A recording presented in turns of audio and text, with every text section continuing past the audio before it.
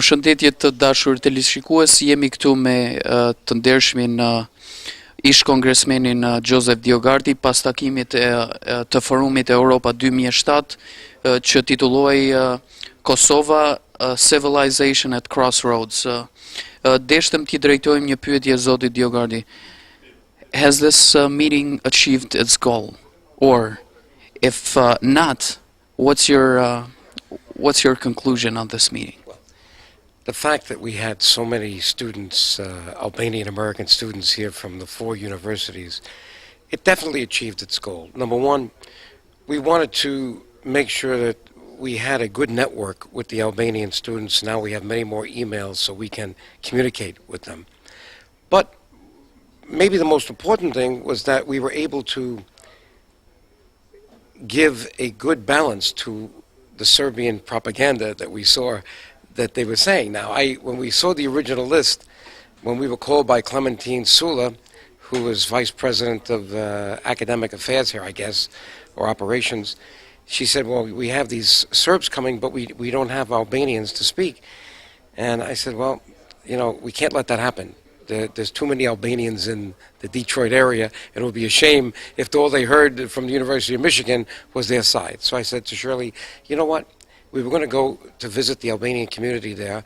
Let's combine the two. Come a day early for the University of Michigan, and then we will be the ones to give the Albanian point of view for why Kosova needs full independence. And I believe we did that. You saw what I said, that there's 4 different perspectives. It's the history, it's the morality, it's the legality, and current reality. All of them point to the same solution, that Kosova must be an independent state. And I think, either like it or not, you have proven the point that Kosova should be independent. Yes. Well, we've been working on this now for a long time, ever since I was in Congress in the late 80s.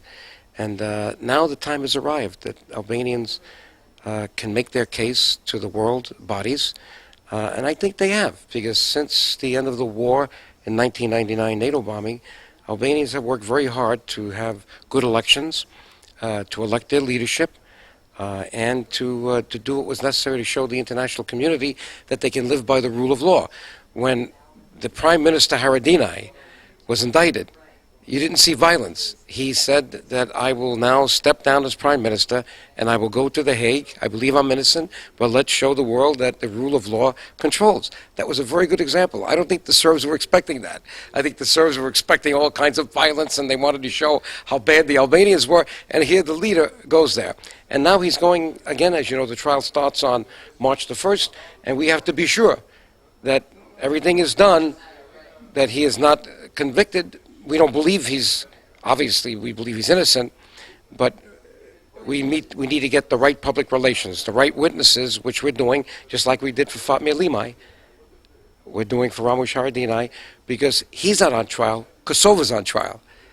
He represents Kosova, and we don't want people to say, look at these terrorist Albanians.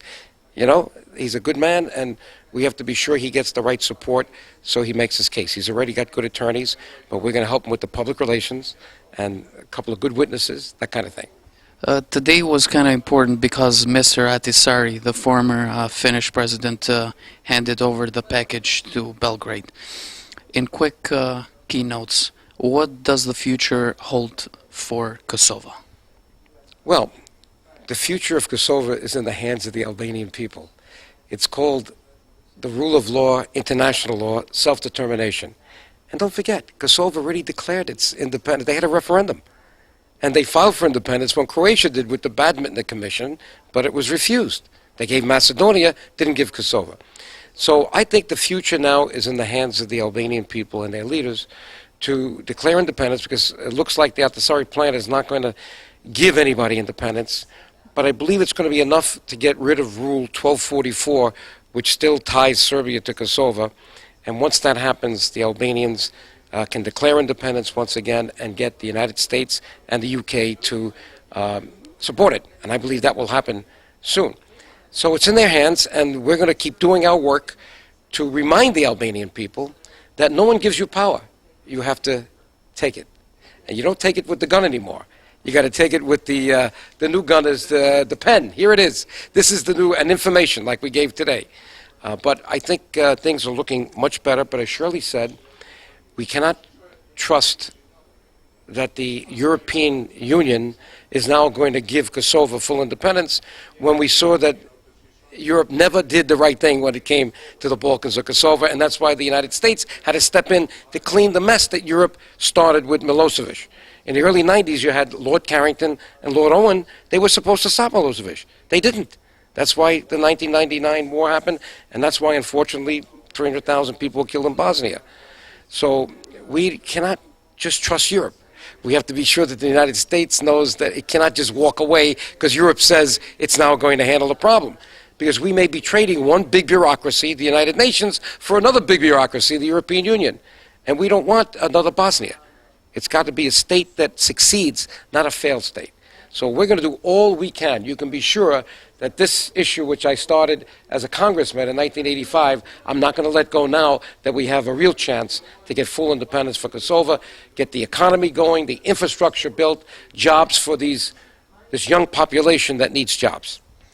We would like to thank you, Mr. DioGuardi. You have been a prominent member fighting for the national Albanian cause, not with the gun, but with the pen. But I'm Albanian too. My father was Albanian. Yes.